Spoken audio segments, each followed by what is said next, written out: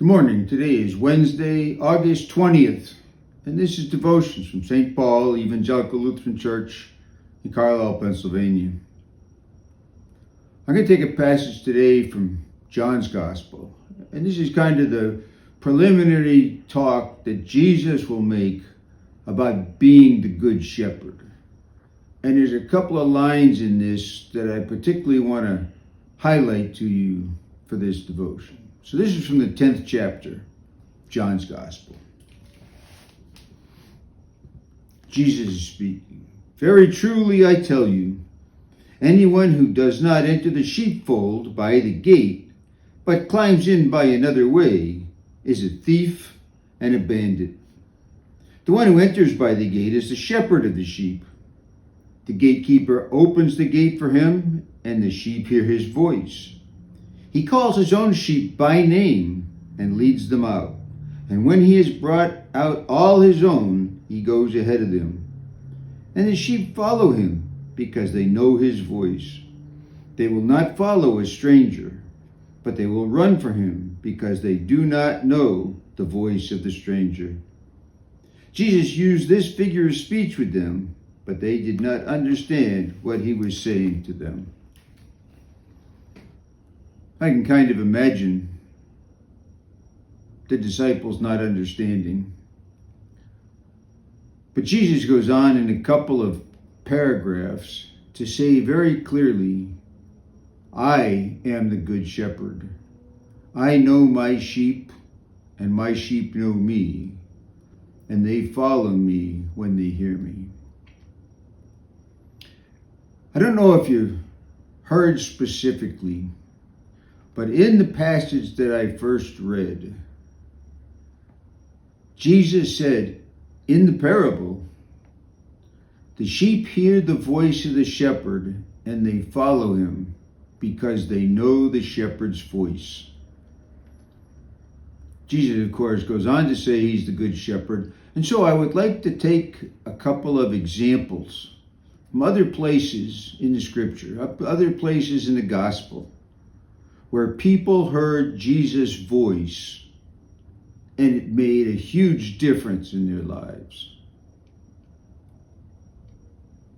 Early on in Jesus' ministry, he went to the Sea of Galilee and he saw, among others, Peter, who was fishing. And he had just come in from working all night and he had caught nothing.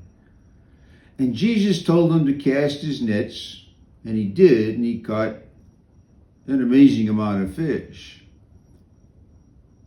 And when Peter got that fish to the shore, Jesus said to him, follow me. And Peter did. Peter heard his voice, saw what he did, and followed him. There are other examples. Let's think about Jesus' good friend, Lazarus. Jesus heard that Lazarus was sick, but didn't go immediately to visit so that he could cure him. And by the time he got to Bethany, where Lazarus was, he had been dead for 4 days.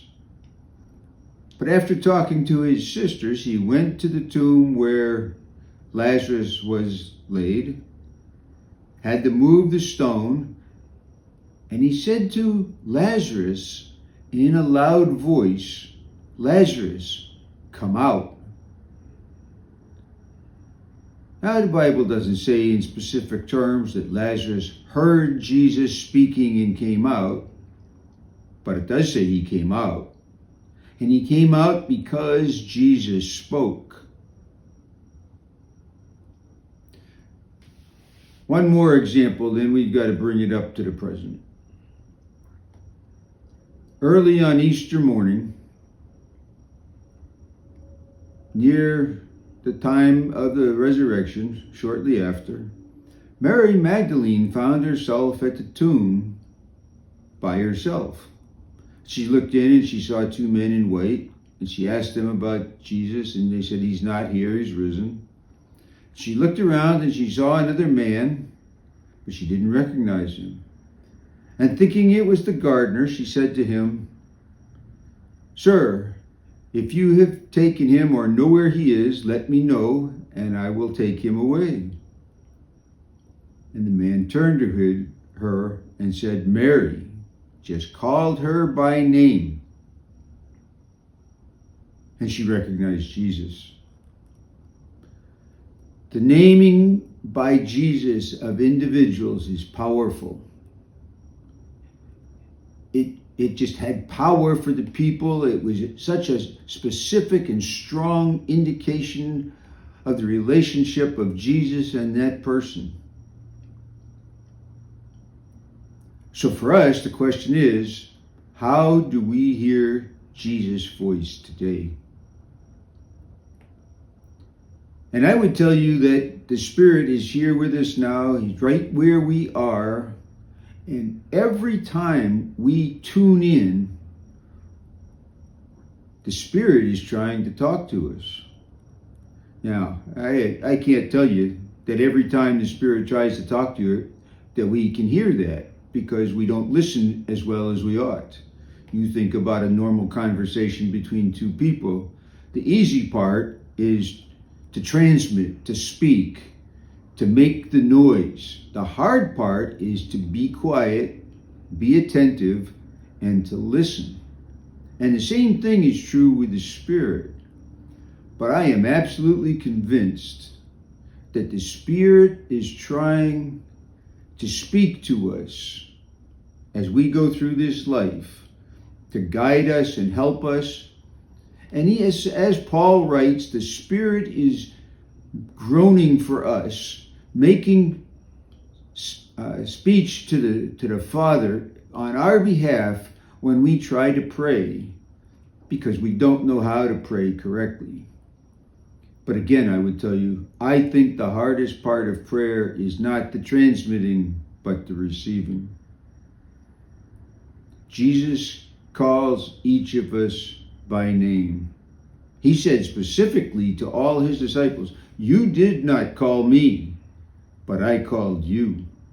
And he is today calling us the same as he called the disciples 2,000 years ago. And we have as our responsibility to listen for that call, to respond to that call, and when we hear it, to answer that call. Jesus is calling. He wants us to listen. He wants us to respond, because he is the Good Shepherd. We should hear his voice and follow him.